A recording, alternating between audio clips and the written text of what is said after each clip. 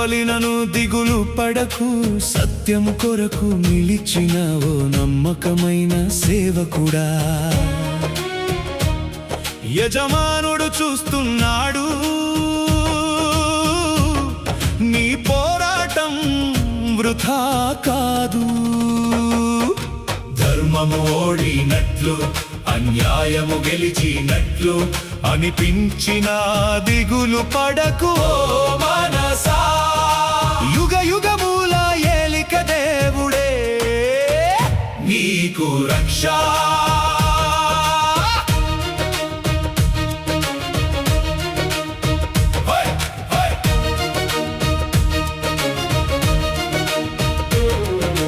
దేవుని మందిరమందే లోకపు రాజకీయం సాగినా, అధికార గర్వముతో నీతిని అణచివేయాలని చూసినా, భయపడకు మా సోదరా, ఫరోల గద్దెలు శాశ్వతం కాదు. దేవుని కన్నులు సమస్తమును చూస్తూనే ఉన్నవి.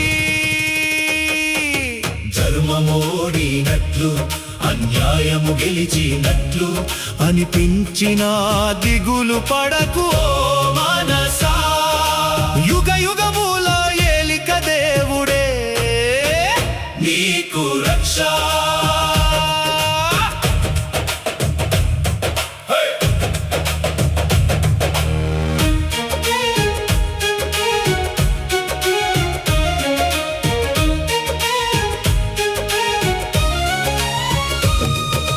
వాక్యమును బోధిస్తూ హృదయము కఠినము చేసిన వారు,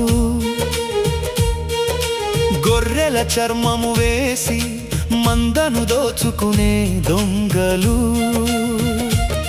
తమ పాపపు కుండ నిండే వరకు వర్ధిల్లుతున్నట్లు కనిపిస్తారు. కాని దేవుని న్యాయ తీర్పు వారిపై అకస్మాత్తుగా దిగివచ్చును.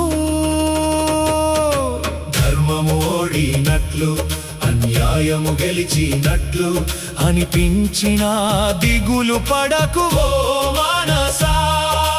యుగ యుగముల ఏలిక దేవుడే నీకు రక్ష.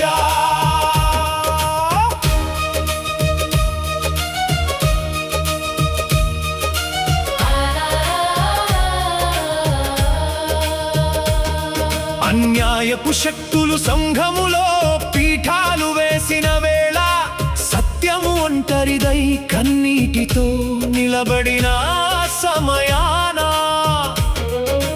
గుర్తుంచుకో ఏలియా నాడు 7,000 మంది మిగిలి ఉన్నారు. నీవు ఒంటరివి కావు, దేవుని సైన్యము నీకు తోడుగా ఉన్నది. ధర్మము ఓడినట్లు, అన్యాయము గెలిచినట్లు అనిపించిన దిగులు పడకు మనసా.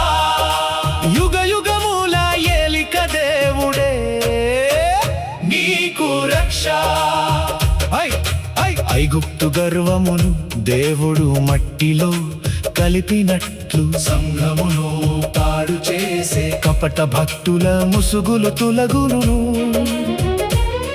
పరిశుద్ధ స్థలమును అపవిత్రము చేయు ఏ ఫారో అయినా, ఎర్ర సముద్రపు నాశనము వంటి తీర్పును తప్పక పొందును. ధర్మమోడినట్లు, అన్యాయము గెలిచినట్లు అనిపించిన దిగులు పడకు మనసా. యుగ యుగముల ఏలిక దేవుడే నీకు రక్ష. నిందలు మాపుచున్నా, వెలివేసి నిన్ను వేధించుచున్నా, సత్యపు పక్షమున నిలబడుటలో వెనకడుగు వేయకుము. ధైర్యము వహించి నీతి మార్గమందే సాగిపో ముందుకు, సత్యమే జయించును. దేవుని మహిమా సంఘములో వెలుగును. ధర్మమోడినట్లు, అన్యాయ అన్యాయము గెలిచినట్లు అనిపించిన దిగులు పడకు ఓ మనసా, యుగ యుగముల ఏలిక దేవుడే నీకు రక్ష.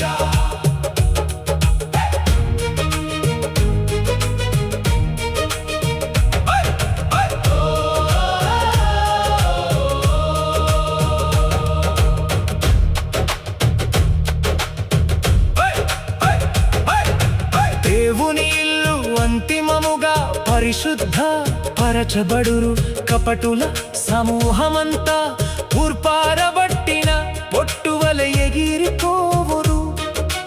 ధైర్యము వహించి నీతి మార్గమందే సాగిపో ముందుకు, సత్యమే జయించురు దేవుని మహిమ సంఘములో వెలుగును. ధర్మము ఓడినట్లు అన్యాయము గెలిచినట్లు అనిపించిన దిగులు పడకు ఓ